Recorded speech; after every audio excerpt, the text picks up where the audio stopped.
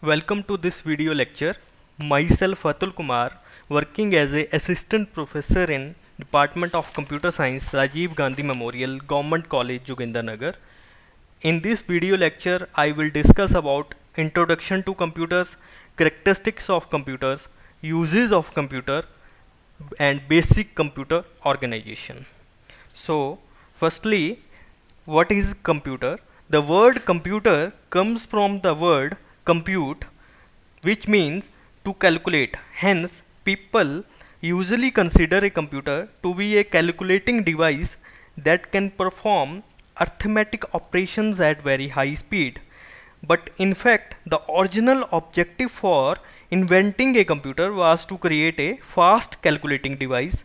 However, more than 80% of work done by computers today is of non-mathematical nature.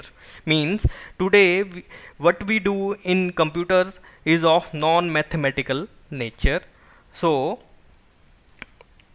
to define a computer merely as a calculating device is to ignore over 80% of its functions. So we can define a computer more accurately as a device that operates upon data. So computer is an electronic device that accepts data from the user, processes the data by performing calculations and operations on that data, and generates the desired output results. So that is why computers are also called as data processor, because they can store, process and retrieve data whenever required. So we should know about what is data and what is information, and what is the difference between data and information before going ahead in this course. So data is a raw unorganized fact. It is a raw unorganized fact that need to be processed.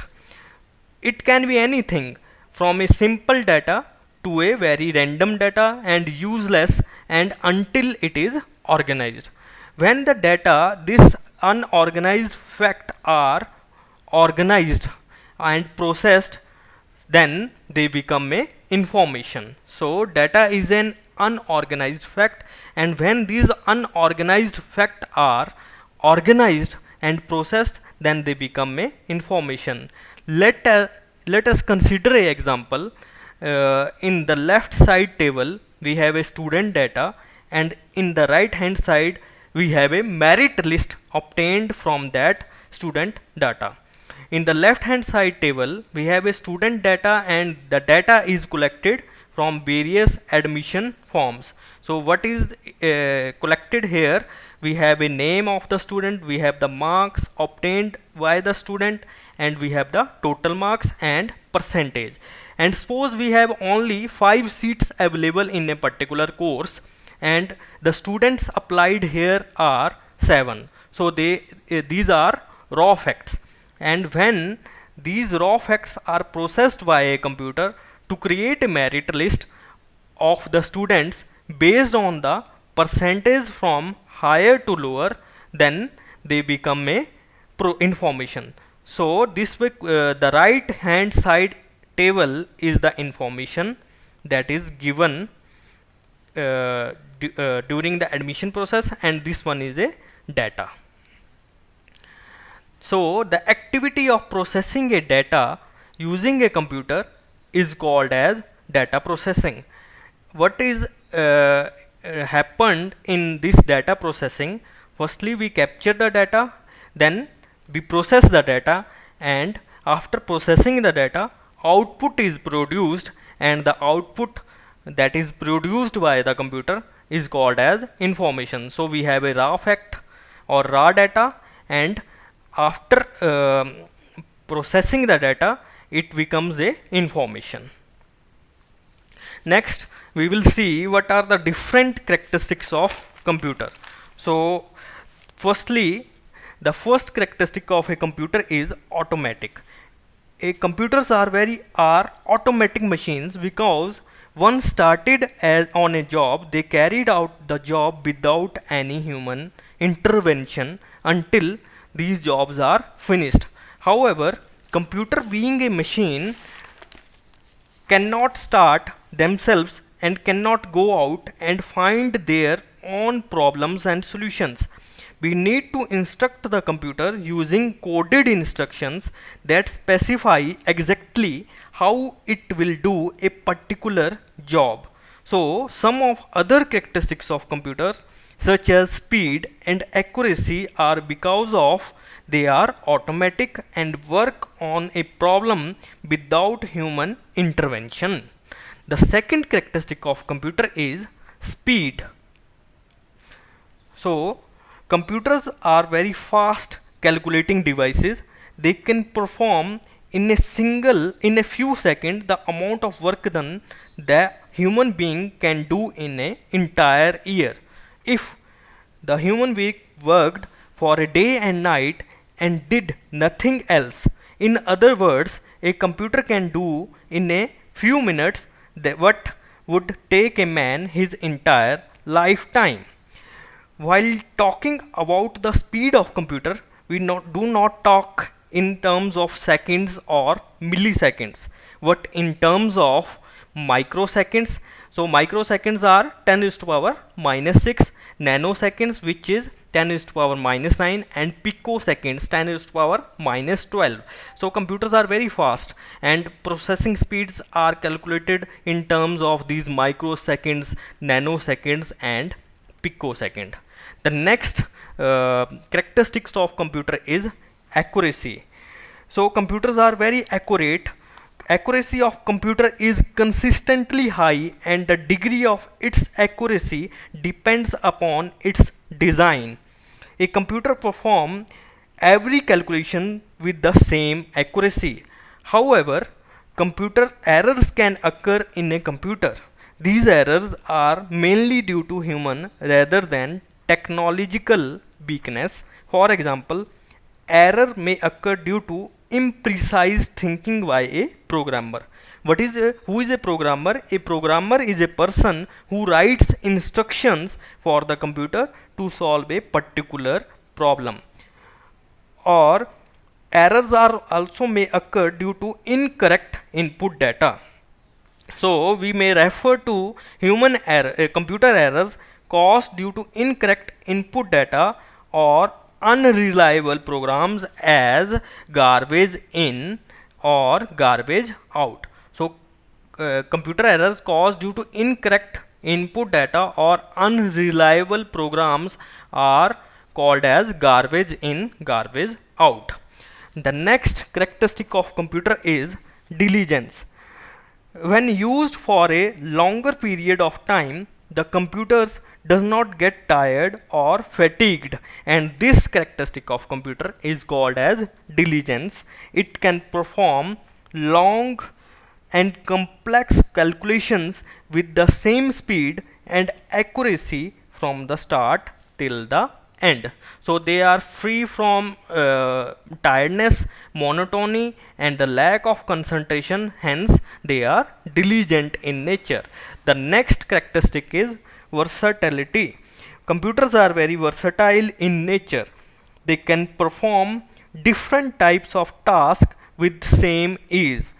At one moment, we can use the computer to prepare a letter document, and in the next moment, we may play music or print the document or play a movie. So they are very versatile in nature. We can do any kind of task at the same time with the help of computers.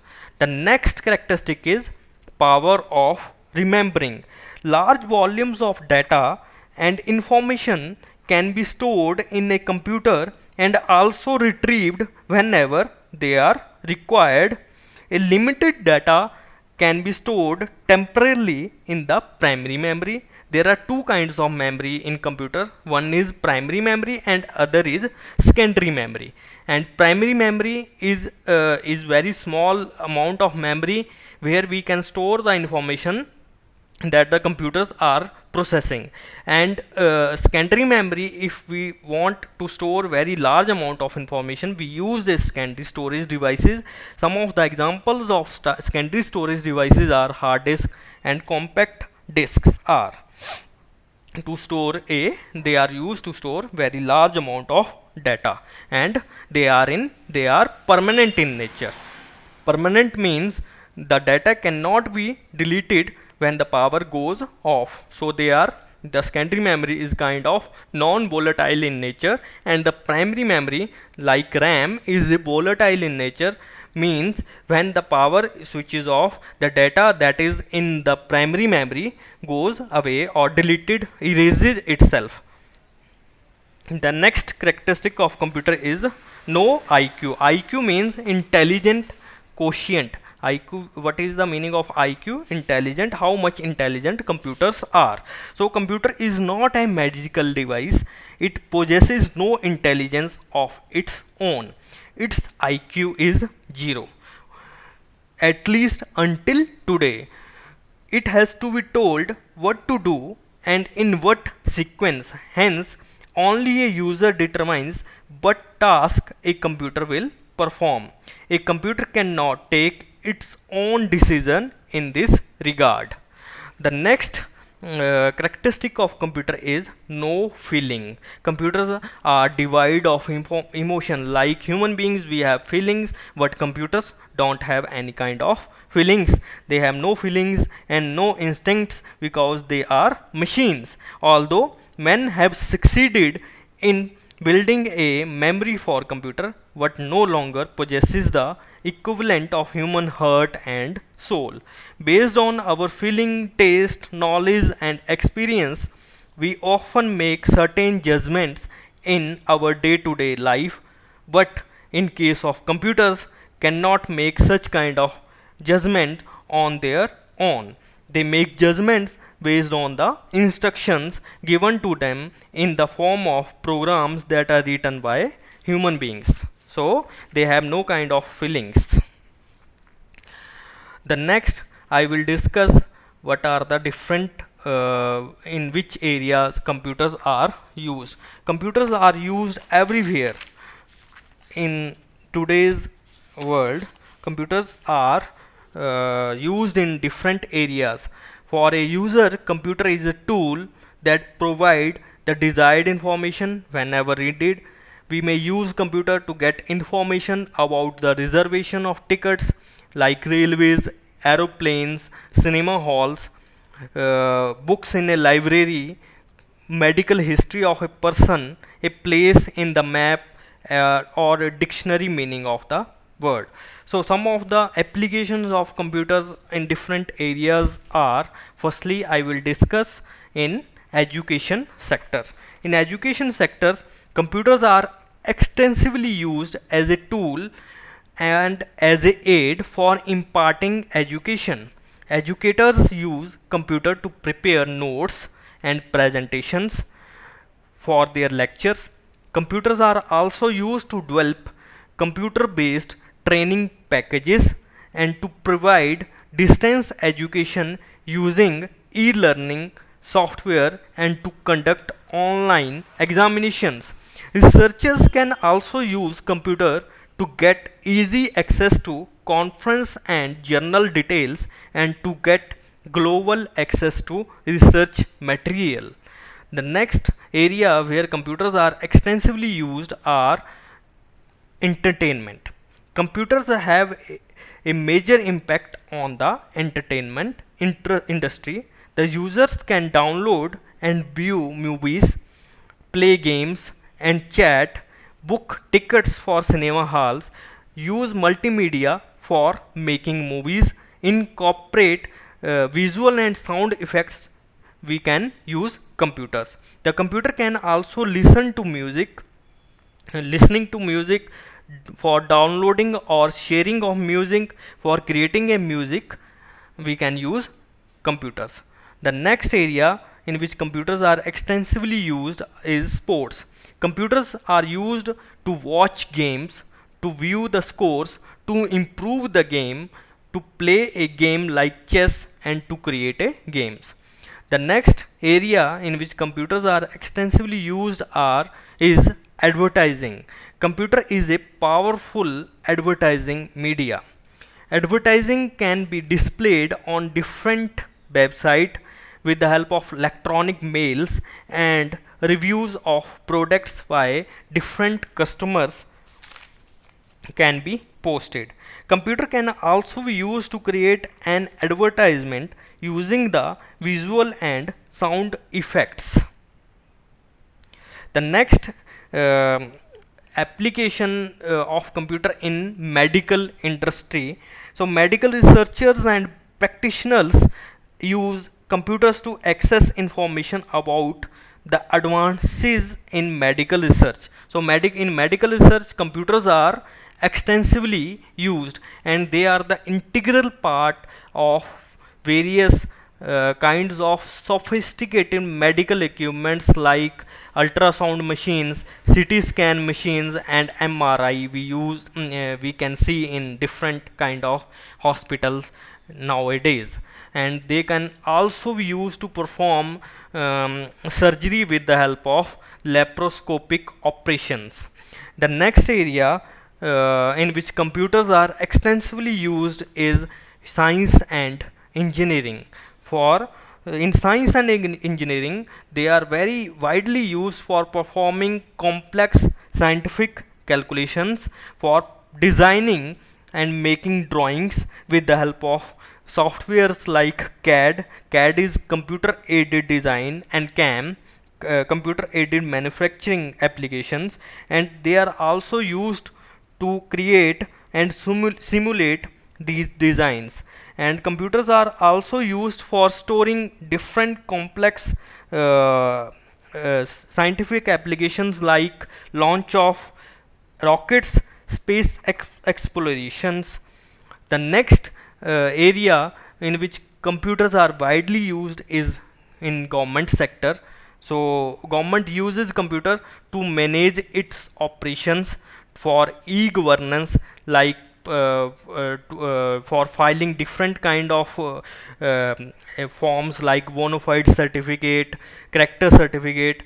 We can be driving license we may get online with the help of application and different kinds of website on government platform, to provide informations to public with the help of various applications for filing of income tax, for online submissions of electricity and water bills, and many more applications. The next area where computers are extensively used in our homes: to play games, for chatting, for communications, for paying bills, for internet surfing, for playing for watching movies, for playing a music, and many more. So these are the different kinds of applications areas of computers. Beside this, they are used in different many other areas. Just explore them with the help of internet. So these are different areas. So I have discussed like education sector, sports sector, entertainment sector, advertising sector, medical sector, science and engineering, and government sector. The next I will discuss about computer system. So previously in previous slides, uh, in the first or second slide, I have discussed about the definition of computer. So computer is an electronic device that takes data, okay, then it processes the data, and the data is uh, after processing data, the output is produced.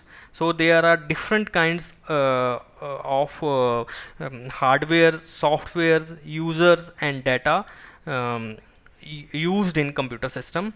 So I will discuss one by one. So firstly, hardware. Hardware is something that we can touch and see, like in computers, CPU, monitor, keyboard, printer, all are hardware devices. They are mechanical parts. And the second is software. Software is a set of instructions that tells the computer what to do and how these instructions are performed. Okay, different types of softwares are used in computer. One is system software and other is application software. So system software is that kind of software that run the computer system. So system software that operates the system is called as system software, and the application software is the software that may be used to perform a particular kind of task. And different examples of application softwares are like Microsoft Word, MS Office, PowerPoint, Paint, any kind of software that is used to perform a particular kind of task is called as application software. The example of system softwares are the operating system like Windows 10, Linux, Unix, Ubuntu, all are operating systems. Android, like in our mobile phones, we uses operating system Android phone. Symbian operating systems in Windows phone, Windows operating system, Symbian in Nokia phone. Previously, in we used Symbian operating system. Then in case of Apple mobile phone, we have iOS operating system, and in case of Apple computers, we have Mac operating system. All these kind of operating systems are the examples of system softwares. Next is data.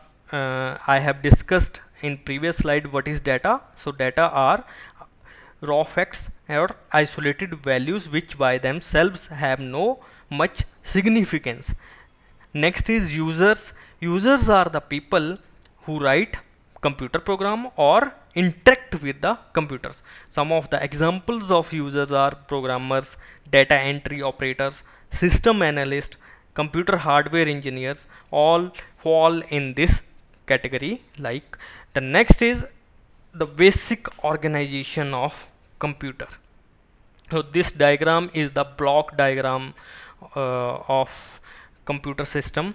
In this diagram we have four parts. One is input unit, second is output unit, third is storage unit, and fourth is central processing unit. So in basic computer organization we have four parts. One is input unit, second is output unit, third is storage unit, and fourth is uh, central processing unit. I will discuss one by one what is input unit, what is output unit. But in general, in input unit we input some kind of data to the computer, and in output unit the information is produced. Some of the example of input units, how inputs are given with the help of keyboard, with the help of mouse, with the help of voice, with the help of scanners. And output are produced with the help of monitors or with the help of printers. We get the desired information.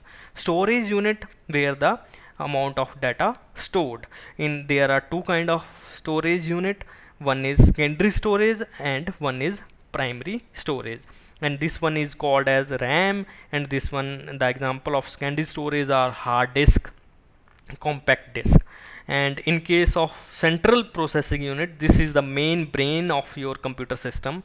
In this kind of unit we have two parts. One is arithmetic logic unit and the second is control unit. So the basic function of arithmetic logic unit to perform arithmetical and logical operations, and the basic function of control unit is to control all the parts of computer system. So it acts like a manager. Control unit acts like a manager. So it controls how the input is given to computer. It controls how the output goes to the output unit, how the data is stored in this kind of memory, primary memory or secondary memory, and how the operations are performed with the help of arithmetic logic unit. So all these kind of activities and tasks are managed by this control unit. That is why these are in the diagram, these are dotted lines, and these dotted lines are connected to each unit of the computer, like input unit, output unit, storage unit, and arithmetic logic unit. So it acts like a manager to all the parts of our computer system. And when we combine these two, control unit and arithmetic logic unit, then it becomes a central processing unit, and it is the main brain of our computer system, that is a CPU. So I will discuss one by one what is input unit, what is output unit. So input unit of a computer perform the following functions. The first is it reads the instructions and data from the outside world, and for reading instructions and data from the outside world, we use keyboard, we use mouse, we use scanners. And the next step is it converts these instructions and data in a computer acceptable form. This is because the data we enter in the computer in a human readable form. So this input unit firstly takes the data from the human beings and then convert it into a computer acceptable form, that is a in the machine language. So there are three kinds of languages. One is high level language, high level language. The next is mid level language or assembly language, and third is machine language. Third is machine language. So in case of high level language, that is understandable by human beings, like our English language, our Hindi language, our C language, C++ in case of computers. So these are all high level language. In case of mid level language, we have assembly language, and these are used in the past, very ancient days. Nowadays these languages are not used. Nowadays we have machine language, that is understandable by a machine. So all the instructions that are given to computer, or the data which we fed in the computer, are converted into machine language, and the machine language is in the form of only 0 and 1s. So computer understand only 0 and 1s. So it is a binary machine, and all the data that we enter with the help of input unit, they are converted into a machine language 0 and 1 form. The next is after converting instructions in the computer readable form, it provides it to the computer system for further processing. The next unit is output unit. So output unit perform the following task. It accepts the result produced by the computer, which is in the machine language form, that is 0 or 1, and hence cannot be easily understandable by us. So it converts these coded instructions or results to a human acceptable or readable form, that is understandable by us. And the next task, it supplies the converted results to outside world. And different examples of output units are monitors, we have printers, and many other, we have plotters, etc. The next unit is storage unit. The storage unit holds the following task: the data and instructions required for processing. So it stores the data and instructions.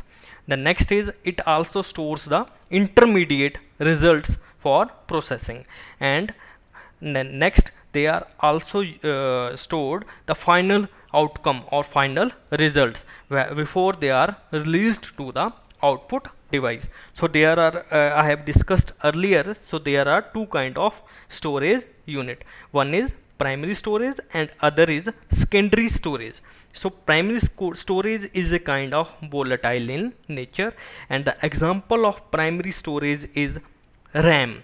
So RAM is random access memory, so it loses data on power loss. So when that is why when we switch on computer and do some processing, suppose we have opened a Microsoft Office and accidentally power goes off, then when power goes off, and then all the data that is in the computer at that time is lost.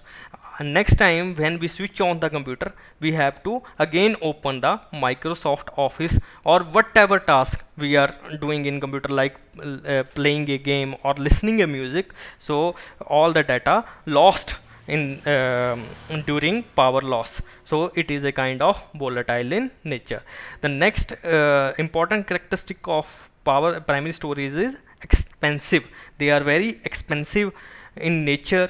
The next characteristic is small capacity. They are of small capacity. Nowadays we have RAMs up to 32 GB. Computers are supporting up to 32 GB. We have a RAM of 4 GB, we have a RAM of 8 GB, and then 16 GB, then 32 GB. Computers are supporting up to 32 GB. The next main characteristic of primary storage is fast in operation. They are very fast and they are used to hold data, intermediate results, and the results of ongoing processing of jobs. Then next type of storage is secondary storage, and they are also used to store programs, instructions. They are also used to hold data or information like movies, music, or any kind of files. And what the main they are very slower. They are slower than primary storage. So secondary storage like hard disk and compact disk are very slower than RAM. They are of larger capacity. This is the main advantage. So nowadays we have laptops with terabytes kind of hard disk, 1 TB, 2 TB, 4 TB, and so on. So they are of larger capacity and they are lot cheaper than primary storage. They are less expensive as compared to RAM and retains data even when power goes off. So they are kind of non-volatile in nature. So these are the main differences between secondary storage and primary storage. The one of the main differences, secondary storage is non-volatile in nature and primary storage is volatile in nature. The next is arithmetic logic unit. So arithmetic logic unit of a computer system is the place where the actual execution of instructions take place during the processing operation. So arithmetic logic units are used to perform arithmetical and logical operations. So all the calculations and are performed and all the comparisons are made in ALU. So data and instructions stored in primary storage before processing are transferred and when needed to the ALU for processing. Intermediate results generated in the ALU are temporarily transferred back to the primary storage until needed later. Hence data may move from primary storage to ALU and back again to the storage many times before processing is over, like in this kind of diagram.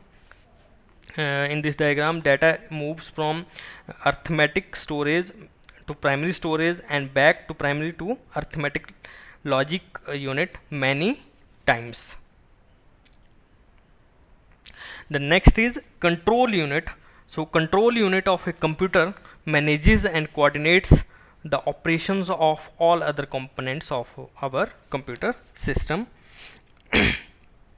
So how does an input device know that it is the time for it to feed the data to the storage unit? How does the ALU knows, ALU means arithmetic logic unit, know what should be done with the data once they are received?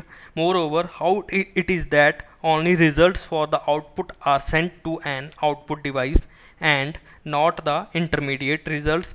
All this is possible with the help of control unit. So it acts like a manager for our computer system. Next is central processing unit. As I have discussed earlier that when we combine these two unit, arithmetic logic unit and control unit, then it becomes a central processing unit. So it is the main brain of our computer system. So control unit and arithmetic logic unit of a computer system are combined as central processing unit. In human body, the brain takes all the major decisions, and other parts of the body functions are as directed by the brain. Similarly, in case of computer system, all the major calculations and comparisons takes place inside the CPU, and the CPU is responsible for activating and controlling all the operations of other units of the computer system. So, and these are different units of our computer system. Thanks for watching this video.